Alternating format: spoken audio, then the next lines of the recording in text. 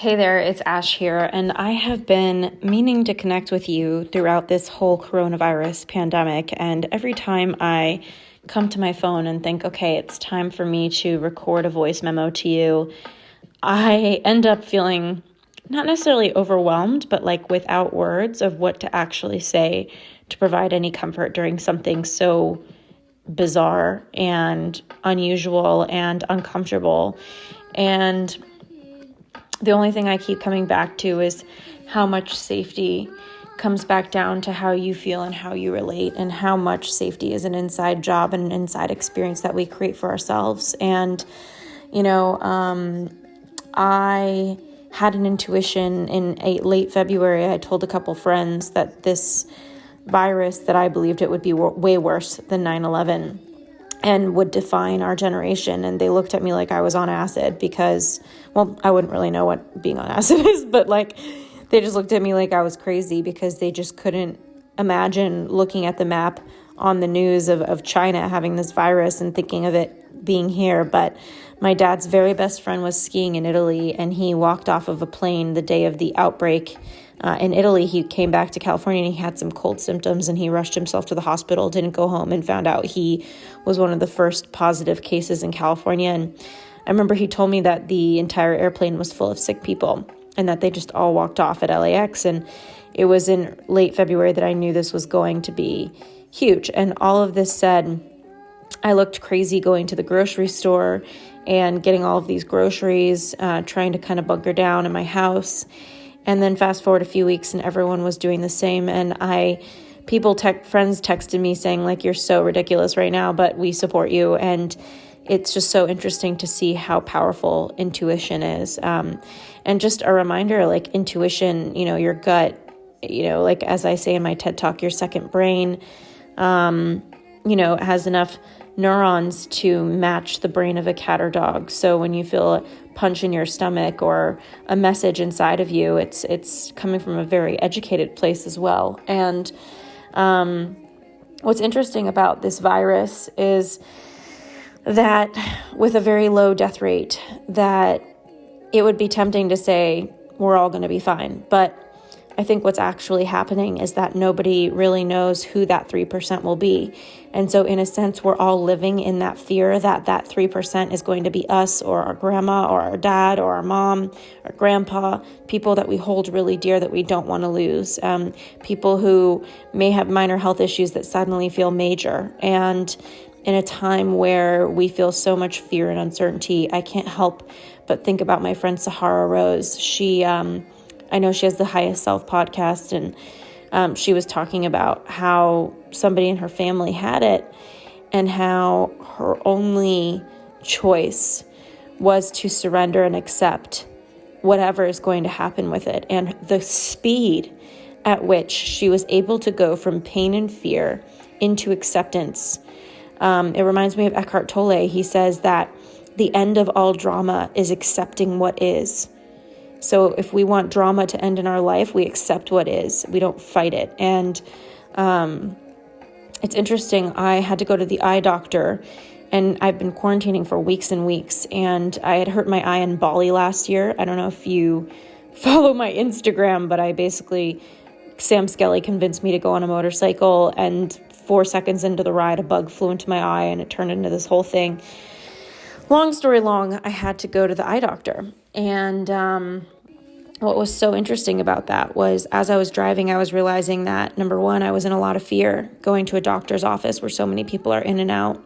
And I had my mask on, and I was looking out the window, seeing so many people go into the doctor's office, and I could feel their fear. I could feel the collective fear. And I was just remembering when I worked in counterterrorism, how heavy the world would feel if I let myself feel it all.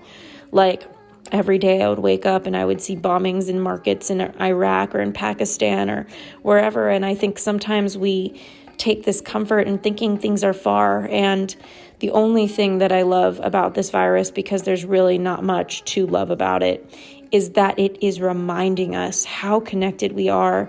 And for the first time, the expression of love doesn't look like coming together physically, but actually being apart. And that the best way you can love other people is to create space for them to be well and to practice that awareness. And it was so interesting. As I was driving to the eye doctor, I started to break into tears on the freeway, and I just didn't understand why. Like, why are these coming down? And I realized it was one of a few moments, having worked in politics, where I allowed myself to feel it. And I think what's so hard, like I was saying, is with this small percent of death rate, a lot of people are living as if they might be them. And as a result, they're in the trauma and the fear. And whether it happens to them or not, they've lived all of that energy out to the point where their body has experienced that result almost, like the result of losing someone, the result of getting sick. We are living in fear of it to the point where we are almost experiencing it itself. And if there's anything I could offer, it's what Eckhart Tolle says, is to accept what is and to end drama from your life. If you end up getting an infection, I hope you don't. Accept it, take care of your body. Drink your water, do the basics. I can't tell you, I'm no medical professional, but what has always blown my mind is how basic medicine actually is. And I have so many wellness friends telling me to take that green juice or to have those extra supplements. But deep down, it's like, have we gotten enough sleep? Have we drank enough water? Have we eaten a healthy breakfast? Like, basics of life are so underrated. And I just think, if you want to get leverage right now in a time that's so uncertain and so uncomfortable, and, whether you're afraid for your job or your bank account or your family, your health, like whatever have you, I just want to encourage you to use your fear to set you free, because on the other side of it is freedom. And what freedom to me means is not being held hostage by your fear. So what can you do right now to take a look at what you're really afraid of, and how can you accept all of it? How can you accept all of the infinite possibilities of this universe and make peace and surrender?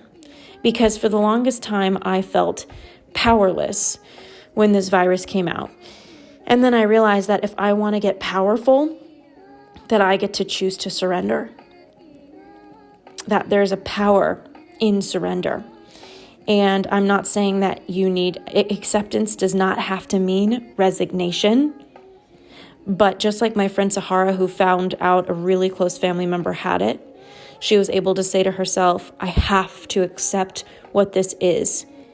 And in that moment, she was able to get freedom and peace. And it's the kind that money will never be able to buy. So I think also this time at home, this time in quarantine is forcing a lot of people to be with themselves. And with that might come a lot of unprocessed pain or thoughts that they kind of filed away because there's not like social plans to distract you from yourself. And while this can be very uncomfortable, I just want to invite you to accept all layers of yourself during this time and to really write down every fear you have and look at every single one as an opportunity to up your game and to get more freedom. And I can't excuse how painful this time is, how uncertain it is, how uncomfortable it is, how scary it must be to be sitting in your home thinking maybe you'll lose your job, or, maybe you can't afford to pay for something that you really need, or your health, your family, whatever has you. I had a friend from college pass away from this virus so far, and I felt it. I let my heart break. I cried, and then I accepted it. And there's no judgment of how long you want to take between feeling and accepting. But feel, accept, and experience freedom. It's where the freedom is. All right, friends, I love you. I'm sending you a lot of good energy during such an uncertain time. And I hope that you learn to support and soothe yourself more than you seek soothing from anybody else, because this forced time at home is an opportunity for that.